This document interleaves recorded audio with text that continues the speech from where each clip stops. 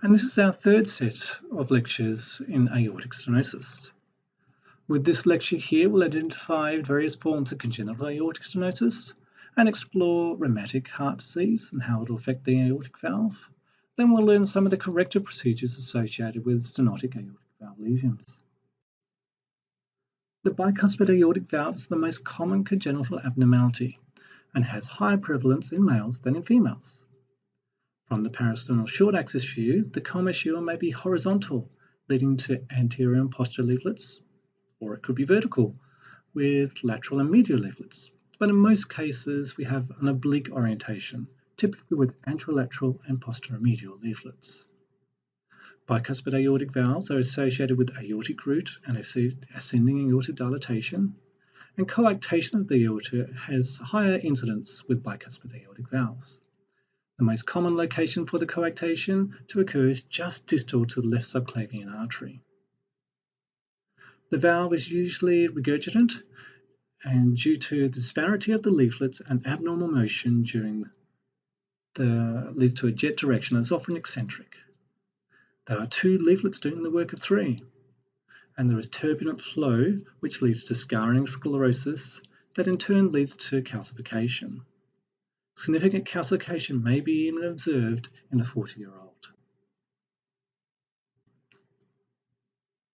And in here we have a parasternal long axis view of the aortic valve, and instead of the typical calcific appearance, we get this doming appearance. And sometimes we can see a disparity. Typically, this anterior leaflet looks bigger than the posterior leaflet, and that's very typical of a bicuspid valve. While calcification is often accelerated, and some adults may present with no calcification or stenosis at all. The valve may open up patent, and while flow acceleration observed, there are no features of stenosis. The left ventricular outflow tract may be large, which will skew aortic valve calculations derived by the continuity equation, which we'll actually demonstrate later. In simple terms, the valve area may be overestimated when we have a bicuspid valve. Placing a colour box over the valve can be helpful in distinguishing bicuspid valves. Sometimes the opening orifice isn't easily seen. Colour for a bicuspid valve demonstrates a cat's eye appearance. The aortic root forms a circular appearance in a true congenital bicuspid. This differs from the use of clover-leafed representation. A fibrous ridge may also be observed in some patients, which is also termed a raphe. When a raphe is observed, disparity of the leaflets is usually greater and a more significant regurgitation is seen. The coronary arteries do arise from their normal locations and have normal course around the heart. And here we have a bicuspid valve, and you can see this true circular shape of the aortic root. So when we have a normal tri-leaflet valve, we typically get this cloverleaf appearance. And here we can see the bicuspid valve in systole with the leaflets open. And here we're actually observing the aortic valve from a transesophageal view. As mentioned, we can put colour to actually help us show the flow. So on the image on the left here, we can see flow moving around 3 leaflets. While it's difficult to actually observe the actual leaflets and what the orifice looks like, the colour definitely shows the flow moving around. Compared to the image on the right, where we get this cat's eye, so this slit-like motion of blood moving through the valve. There are other variants, which include monocuspid and quadricuspid valves, but these are relatively rare. In this image here, we can see a quadricuspid valve, so this delineation here with separate 4 different quadrants, and the valve actually opening up in systole there. And in this example here, we have a monocuspid valve. It's a complete fusion along the commissures here, and the only opening orifice is just down here. Rheumatic aortic valve disease is an autoimmune disorder in response to a group I Streptococcus bacteria, which causes strep throat. The acute illness can last for several weeks, and often recurrent bouts are required for actual valvular disease. It is typically linked to poor hygiene and is less seen in the community today, although we tend to see it more in Indigenous populations and in the rural community. Rheumatic aortic valve disease has a prevalence of around about 12% when it's isolated just for the aortic valve. It's most common with a coexisting mitral valve disease. There is a characteristic stenosis, which is a bit like a zipper rising from the base of the commissures to meet up in the middle. There is also a characteristic leaflet motion, which differs to calcific stenosis. There is a billowing of the leaflets like sails in systole. This is because the leaflets themselves are mobile, but they're restricted by the fusion of the commissures. And we can see this in this image here. So we get this hooking motion of the valve. So the leaflets are actually mobile. They want to open up, but because the commissures are sealed up, the leaflet motion is restricted. And here we can see a short axis view where we've got this typical zipper-like motion. So starting from the base of the commissures, fusion has worked its way towards the middle, and now we can see the orifice is actually relatively quite small, just at the leaflet tips. Typically, aortic stenosis progresses at a decrease of valve area of around about 0.2 centimeters squared per year. The valve area will get to a point where there's hemodynamic compromise and the patient develops symptoms. One corrective procedure is with valvuloplasty balloon inflation. It is dangerous as it's not definite that when the balloon inflates that a split will actually occur down a commissure line, which in turn can lead to destruction of one of the leaflets and then significant aortic regurgitation.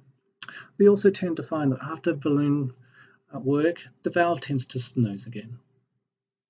Valve replacement is the most common method for treatment. Bioprosthetic or prosthetic valves may be inserted depending on the life expectancy of the patient and the ability of them to tolerate anticoagulants, or if the patient is actually pregnant.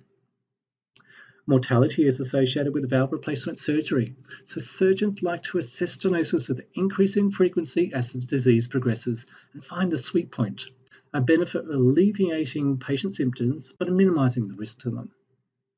The time for surgery when the patient has significant symptoms that affect quality of life, and they can also demonstrate a significant decrease in LV function. And here we have some examples of prosthetic and bioprosthetic valves. So on the top here we have a St. Jude tilting disc, and on the right here we have a bioprosthesis. And we can see the bioprosthesis looks very much like a native valve, held in position with struts rather than having the ability to have support at the SG junction level.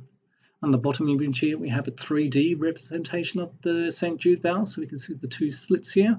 And on the right here, our standard echo view, we can see the struts, which are metal in structure, have much more bright focal points.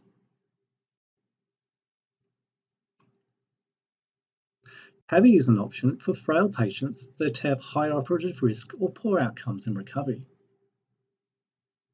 There is no open heart surgery required, and in this procedure, a bioprosthetic or tissue valve is placed within a stent. The valve is then collapsed down within the stent to allow placement into a catheter wire. The catheter wire is introduced into the patient, run into position, and then sprung open when in position and ballooned to secure its fitting. The catheter is placed at an aortic valve level and the valve is deployed. And then the existing valve is left in situ, which aids in the anchoring of the new valve. It is very important for the sonographer to obtain the correct left ventricular outflow tract diameter when we have a prospective patient for a TAVI recipient. This diameter measured will actually guide a cardiologist to the appropriate size valve to deploy. So we don't want to have a valve mismatch.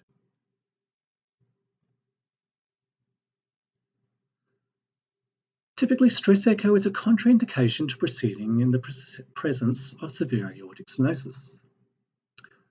Low-dose dobutamine is an exception, performed when there is coexisting significant LV dysfunction to determine whether it actually is severe aortic stenosis or not. Stress echo is not performed with a significant risk of mortality. A stress echo may be requested by diagnostic procedure as the symptoms can mimic angina. but doing the baseline echo will readily identify the valvular issue. A stress echo may be requested in patients with moderate aortic stenosis to determine functional capacity. This may be useful for a surgeon determining the valve severity, as the patient may present with significant symptoms or develop LV dysfunction that may then direct management towards valve replacement sooner. The patient developing significant shortness of breath, exertional primary hypertension, LV dysfunction all indicate favourable progression towards correction. In summary, bicuspid aortic valves are a relatively common pathology the sonographer will need to undertake in a study. It is important to recognise the valvular pathology and secondary implications with them. Rheumatic aortic valve disease differs in appearance to other forms of stenosis, and it is important again to recognise this. There are various corrective measures for aortic stenosis, and the sonographer plays an important role determining the appropriate patient management.